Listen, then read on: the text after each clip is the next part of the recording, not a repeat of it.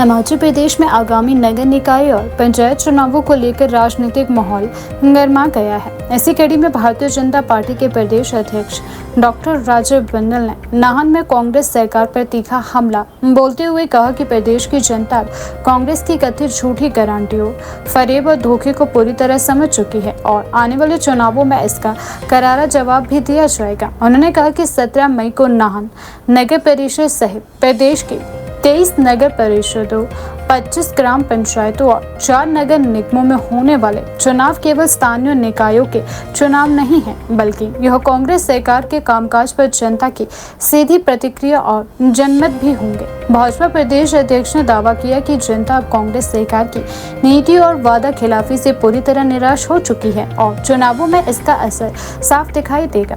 Doctor Bindal ने कहा कि वर्ष 2022 के विधानसभा चुनावों के दौरान कांग्रेस नेताओं ने प्रदेश भर में घर घर जाकर बड़ी बड़ी गारंटियां दी थी। बेरोजगार युवाओं ने रोजगार के नाम पर फॉर्म भरवाए गए थे।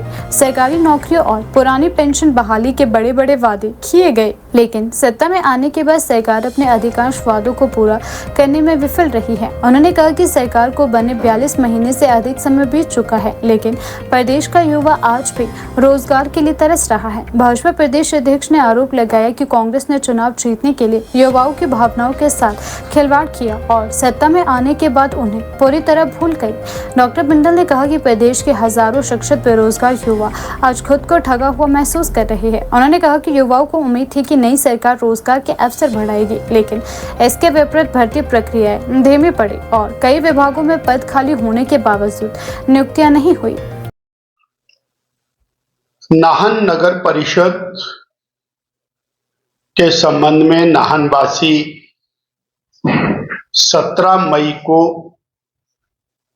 अपने वोट का प्रयोग करने वाले हैं और इसी प्रकार प्रदेश की 23 नगर परिषदें, 25 ग्राम पंचायतों में 17 तारीख को पोलिंग होगी और 4 कॉरपोरेशंस में भी 17 तारीख को पोलिंग होगी। इस पोलिंग के जो मुद्दे हैं वो बड़े स्पष्ट हैं। 2022 में आम चुनाव हुआ। 2022 में कांग्रेस के राष्ट्रीय नेता, प्रादेशिक नेता, जिले के नेता, विधानसभाओं के नेताओं ने घर घर में जाकर के भारी भरकम गारंटियां दी। बेरोजगारों के फॉर्म भरवाए, उन्हें पक्की पेंशन वाली 58 साल की नौकरी के वायदे किए, गारंटियां की। परंतु 42 महीने के बाद भी स्थिति जस की तस है, एक भी व्यक्ति को नौकरी नहीं हुई।